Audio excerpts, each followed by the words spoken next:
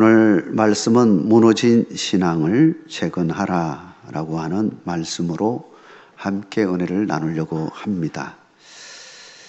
오늘 본문은 엘리야와 바알 선지자와의 갈멜산 대결 이야기입니다. 이 싸움은 누가 참 하나님이 되시는지를 잘 보여주는 싸움이라고 할 수 있죠. 그 당시에 헛된 바알 신을 섬기며 살아가던 북이스라엘의 아합 왕 그리고 그의 백성들과 이러한 삶을 살아가는 성도들을 향해서 진정한 하나님은 오직 여호와 하나님 외에는 없음을 갈멜산 대결을 통해서 보여주고 있는 것입니다. 이 시간 우리도 오늘 본문의 말씀을 통해서 하나님만이 우리의 진정한 하나님입니다 라고 고백할 수 있는 시간 되시길 주의 이름으로 축원합니다. 사실 우리는 3년 동안 코로나 상황을 맞이했었습니다. 참 힘든 시간을 보냈죠. 이러한 시간 속에서 우리는 배운 것이 있습니다. 진짜 중요한 것이 뭐냐라고 하는 것을 배우게 되었습니다. 하나님 그분만을 바라고 예배로 나아가는 것이 얼마나 소중한가라고 하는 사실을 다시금 깨닫게 되었습니다. 오늘 말씀을 통해서 이러한 것들을 살펴보려고 합니다. 첫 번째는 갈멜산 사건은 무너진 여호와의 제단을 수축하라 라고 하는 하나님의 말씀이라고 하는 것입니다. 갈멜산에서 엘리야 선지자와 바알 선지자 400명이 각각 신에게 제단을 쌓고 그 제단에 불로 응답해주는 신이 바로 참 하나님이다 라고 하는 것이 오늘 대결의 모습입니다. 먼저 바알 선지자들이 제단을 쌓았습니다. 그 위에 각을 뜬 송아지를 놓고서 그리고는 불로 응답해 줄 것을 바알 신에게 간절하게 빌게 되어집니다. 본문을 살펴보면 저녁 소재 드릴 때까지 빌었다. 아침부터 시작해서 정오가 지나고 오후 3시가 되어지는 바로 저녁 소재 드릴 시간이 3시인데 이 3시가 되도록까지 막 빈 거죠. 그런데도 아무런 응답이 없는 겁니다. 아무리 빌어도 불은커녕 조그마한 불티도 하나 생기지 않는 겁니다. 그러니까 이제 바알 선지자들이 몸을 상해가면서 더 바알 신을 부릅니다. 그러나 아무런 대답이 없는 겁니다. 왜 그랬을까요? 바알 신은 사람이 만든 신이기 때문입니다. 우리 하나님이 진정한 하나님이라는 사실을 믿으시기 바랍니다. 그때 엘리야가 등장합니다. 그리고는 모든 백성들을 제단 가까이에 모이게 합니다. 그러니까 전부 다 집중하게 된 거죠. 아마도 굉장한 사람이 모여 있었을 겁니다. 주목하게 하는 겁니다. 그리고 모두 보는 앞에서 홀로 무너진 여호와의 제단을 수축합니다. 성경을 30절 말씀에 자세히 읽어보면 무너진 여호와의 제단을 수축하라고 되어 있습니다. 이 말의 의미가 뭘까요? 이미 제단에 있었습니다. 근데 지금 제단은 온전치가 않고 무너져 있었다라고 하는 겁니다. 수축한다는 말은 라파라는 뜻입니다. 다시 말하면 고치다 그런 의미가 있습니다. 지금 무너져서 제대로 이것으로는 예배할 수 없는 상황을 맞이한 거죠. 예전에는 그곳에서 마음껏 하나님 앞에 예배를 드릴 수가 있었습니다. 우리도 코로나 전에는 마음껏 하나님 앞에 나와서 예배를 드렸습니다. 그런데 코로나가 시작이 되자 우리가 마음대로 예배도 못 드렸습니다. 그런데 다시 예배가 열렸습니다. 그런데 더 중요한 거는 예배가 열렸음에도 불구하고 여전히 예배를 드리지 못하는 상황을 맞이한 분들이 있다는 겁니다. 왜 이러한 상황을 이스라엘 백성들은 맞이하게 되었을까요? 지금 무너진 그 제단을 엘리야는 다시 쌓게 되어주는데 왜 이 제단이 무너졌을까? 이스라엘이 북이스라엘과 남유다로 분열이 되어졌습니다. 근데 북이스라엘은 처음부터 우상을 섬기는 나라로 시작하게 되었습니다.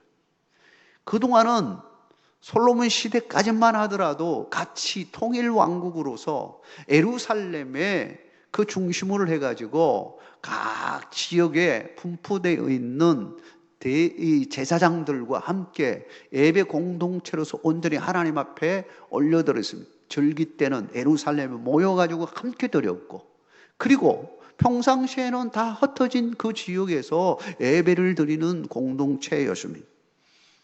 마찬가지로 갈멜산에도 그런 예배 드릴 수 있는 초소가 있었고 거기서 예배를 드렸다는 겁니다.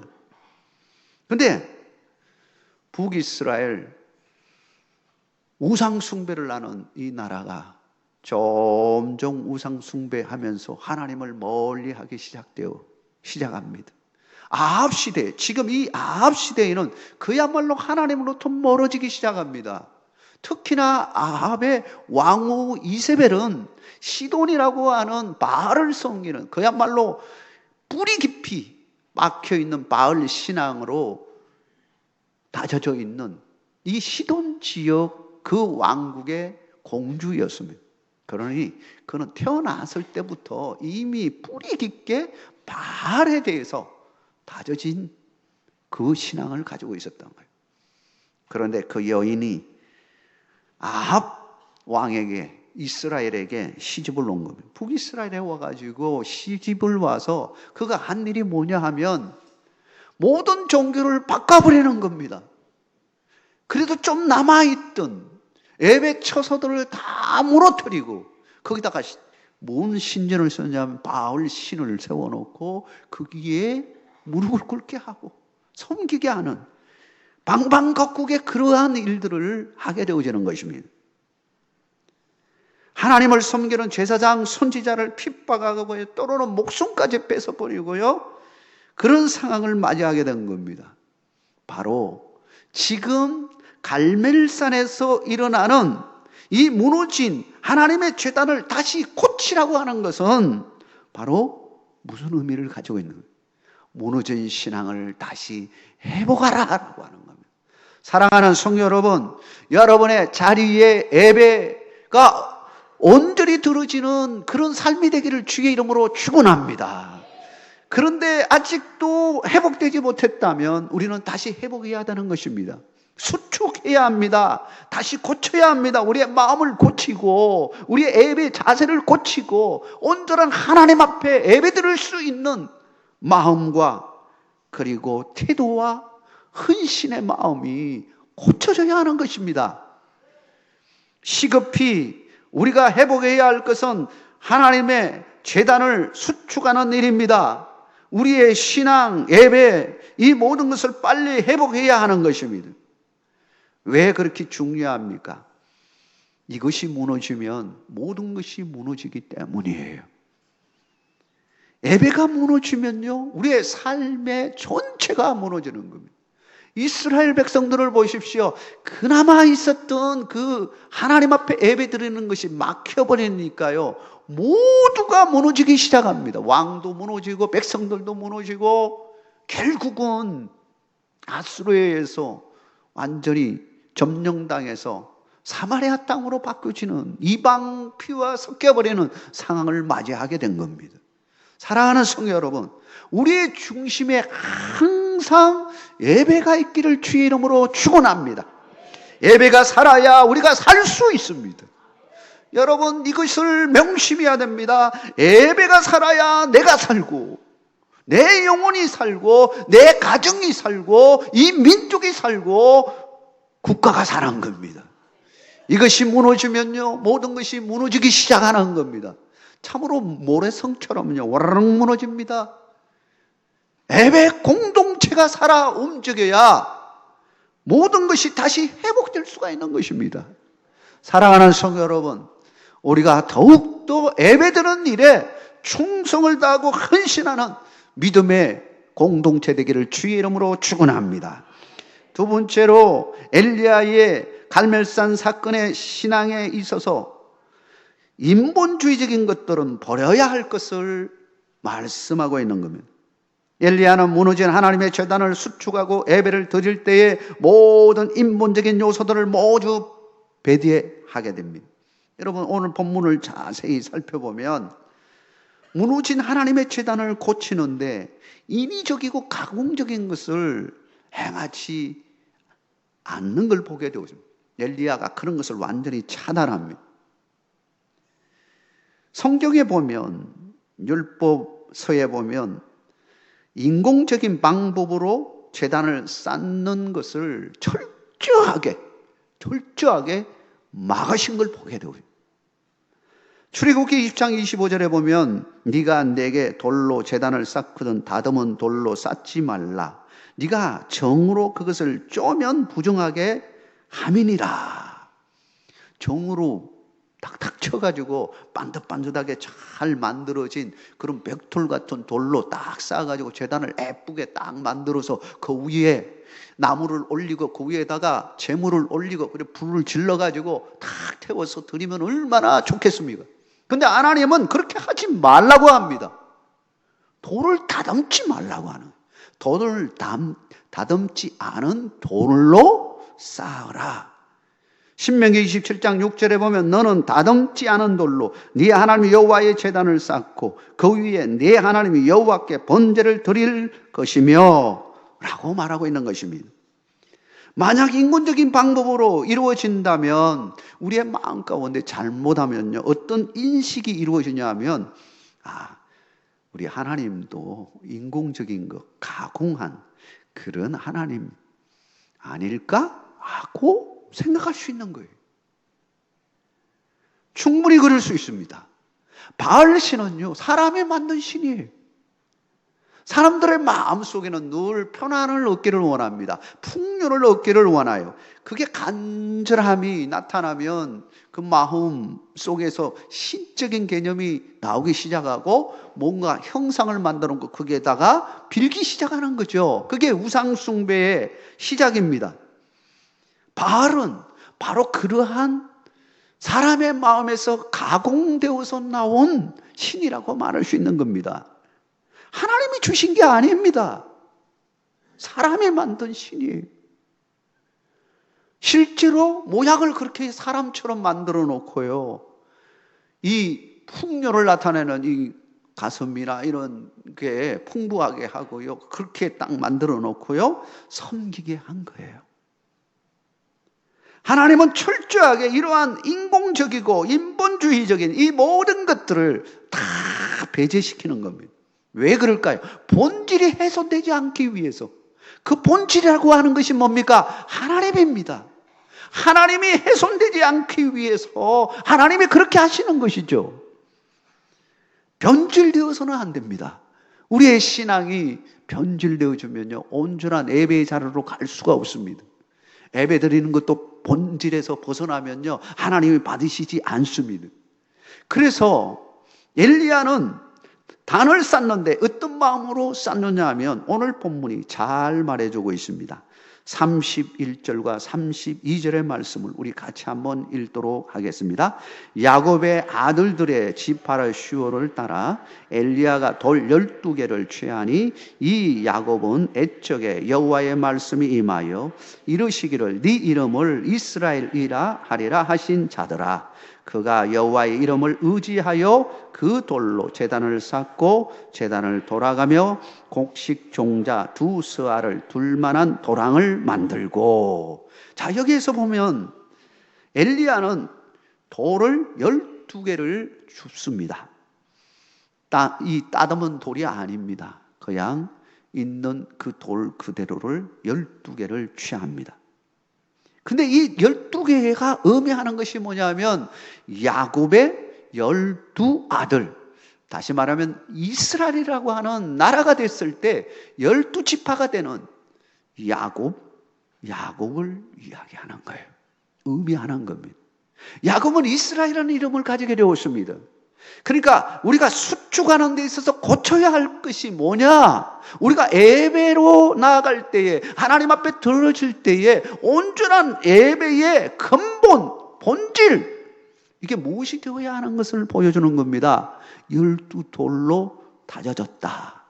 이것이 거위에다가 제물을 넣고 했다라고 하는 것은 본질적으로 굉장히 중요한 요소를 담고 있다라고 하는 것입니다. 그러면서 오늘 보니까 네 이름을 이스라엘이라 하리라 라고 하는 이 부분을 굉장히 강조하는 것을 보게 됩니다. 야곱은 왜 이스라엘이라는 이름을 가지게 되었습니까? 야복강 강을 건너야 했습니다. 그래서 그날 하나님과 씨름을 나는데 막 붙들고 그냥 안 놔주는 거예요. 마치 삿발을 딱 붙들고 씨름할 때, 이거 삿바가 굉장히 중요하잖아요. 딱 붙들고 그냥 안 놔주는 게 그냥 하나님 한 방 친 거죠. 그러니까 한두 뼈가 부러진 거 아닙니까? 그 신앙이 뭐냐면 끝까지 붙들어나는 거예요. 여러분, 어떠한 어려움과 환난이 있고 핍박이 오고 정말 완전히 쓰러질 때까지 쓰러진다 할지라도 우리는 하나님을 붙드시기를 주의 이름으로 축복합니다. 하나님을 붙들면요, 다시 이렇게 세워주시는 겁니다. 하나님이 살려주셔요. 이스라엘은 바로 이걸 잊어버린 겁니다. 하나님을 잊어버린 거예요. 하나님을 붙드는 것을 잊어버린 거예요. 그리고는 이방신을 붙들게 되어진 거예요. 그래서 다시 한번 수축하라. 뭘 수축하라? 야곱의 신앙, 근본적으로 말하면 아브라함이 가졌던 그 신앙, 하나님이 주신 그 신앙, 하나님을 붙들어라 라고 하는 것입니다. 이걸로 수축해야 됩니다. 고쳐야 합니다. 우리가 잘못된 신앙 가운데 하나님 외에 다른 것을 붙들고 있는 것 혹시 없습니까? 가공한 것, 마치 인위적으로 되어진 것, 이런 부분들은요 다 끊어버려야 돼요. 본질로 돌아가야 돼요. 본질로 돌아가는 것이 무엇일까요? 하나님에게로 돌아가야 되는 거예요. 하나님만이 나를 지키시고 보호해 주시고 우리를 살려주신다는 믿음 위에 굳게 서야 되는 것입니다. 여러분, 이 신앙 위에 든든히 서가기를 주의 이름으로 축원합니다. 세 번째로 엘리야의 갈멜산 사건은 참 하나님에게로 돌아오라라고 하는 것입니다. 본문의 36절, 37절의 말씀에 보면 하나님의 불은 우연히 발화되지 않았습니다. 엘리야의 간절한 기도에 대한 하나님의 응답으로 하나님의 불이 제단에 떨어져서 그것이요 확 태워서 위에 있는 번제물뿐만 아니라 나무, 돌, 흙 이것까지 그냥 확 태워버리고요, 그 옆에 물 있는 그 물까지도요 다 핥아버리는, 완전히 태워버리는 상황이 되어진 겁니다. 얼마나 강한 불이 내려졌는가 하는 것을 보여주는 겁니다. 이 일이 어떻게 가능한 겁니까? 하나님만이 이 일을 할 수 있는 겁니다. 바알 신이 할 수 있었습니까? 못했습니다. 가공한 신이, 사람이 만든 신이 이 일을 할 수 있겠습니까? 할 수 없습니다. 우상들이 이 일을 할 수 있겠습니까? 하나님만이 이 일을 할 수 있습니다. 그래서 39절에 보니까 이런 모습을 보고 백성들이 깜짝 놀라가지고 자기도 모르게 신앙 고백을 해버렸습니다. 여호와 그는 하나님이시로다. 여호와 그는 하나님이시로다. 정말 하나님이 하나님입니다 하고 고백하게 되어진 겁니다. 이거는 그 기적 앞에서 도저히 이룰 수 없는, 인위적인 모든 방법을 배제한 가운데 들어짓는데 정말로 하나님의 은혜의 역사하심이 눈앞에 현장에서 나타나자 그들은 자기도 모르게 신앙 고백하게 되어진 것입니다. 사랑하는 성도 여러분, 여러분의 삶의 자리에도 이와 같은 은혜가 임하기를 주의 이름으로 축복합니다. 하나님은 지금도 살아계셔서 우리와 함께 하시고 역사하시는 것입니다. 우리가 온전한 예배로, 정말로 거룩한 예배로, 순전함으로, 내 인위적이고 내 생각으로 드리는 것이 아니라 전적으로 하나님을 향한 믿음으로 나아간다면 여러분의 삶에 이와 같은 은혜가 임하게 되어지는 것입니다. 그러자 엘리야는 그때 딱 알아차렸습니다. 이렇게 놔두면 안 되겠다. 확실하게 싹수를 잘라버려야 되겠다 생각을 한 겁니다. 그래서 바알의 선지자들을 모아가지고 그들을 묶고서요, 기손 시내로 데려가서 그들을 처단을 하게 되어집니다. 이것은요, 정말로 대단한 일입니다. 인간적인 방법으로는 도저히 이룰 수 없는 겁니다. 두려워서도 못하고요. 엘리야가 하나님이 함께 하시니까 이 일을 한 겁니다. 두려움이 사라진 거죠. 하나님이 함께하는 거 눈으로 봤고요. 백성들도요 다 봤기 때문에 백성들도 떨면서 예, 하나님이 정말 하나님이구나. 여호와 하나님이 진짜 하나님이구나. 우리가 하나님처럼 섬겼던 바알은 아무것도 아니구나 라고 하는 사실을 그들이 눈으로 똑똑히 목격했습니다. 그래서 엘리야가 그렇게 하더라도 400명을 이렇게 처단할 때에도 그들이 반박할 수가 없었던 거죠. 왜 우리는 하나님께로 돌아가야 할까요? 하나님만이 불로서 응답해 주시는 하나님이시기 때문인 것입니다. 우리 하나님은 권능의 하나님이십니다. 엘리야는 열왕기상 18장 21절에 백성들을 향하여 이렇게 질문하는 장면이 있습니다. 엘리야가 모든 백성에게 가까이 나가 이르되 너희가 어느 때까지 둘 사이에서 머뭇머뭇하렸느냐? 여호와가 만일 하나님이면 그를 따르고 바알이 만일 하나님이면 그를 따를지니라. 여러분, 이 질문이 오늘 우리에게 주시는 질문입니다. 이제 우리가 하나님 앞에서 확실하게 결단해야 합니다. 세상에 가공된 신들을 쫓아갈 것인지 아니면 하나님만을 나의 참 하나님으로 믿으며 따를 것인지 신앙적 결단을 해야 했던 이스라엘 백성들처럼 오늘 이 시간에 우리도 결단해야 합니다. 하나님만이 우리의 참 하나님 되심을 믿으시는 여러분 되시길 주의 이름으로 축원합니다. 하나님만이 우리의 기도를 들으시고 불러서 응답해 주시는 분임을 믿으시기 바랍니다. 우리 하나님은 지금도 살아계셔서 역사하시는 분이십니다. 우리의 기도를 들으시고 우리에게 응답하시는 하나님이십니다. 그분이 참 하나님이 되십니다. 그분을 어떠한 상황 가운데서도 붙잡고 끝까지 나아간다면 아무리 힘들고 어려운 상황에 놓여 있다 할지라도 하나님은 여러분의 구원자가 되어주시고 피난처가 되어주시고 여러분을 치유하시고 회복시키시고 다시금 강건케 하는 은혜를 내려워 주실 줄 믿습니다. 주님과 동행하는 삶을 사시는 우리 온 성도 되기를 주의 이름으로 축원합니다.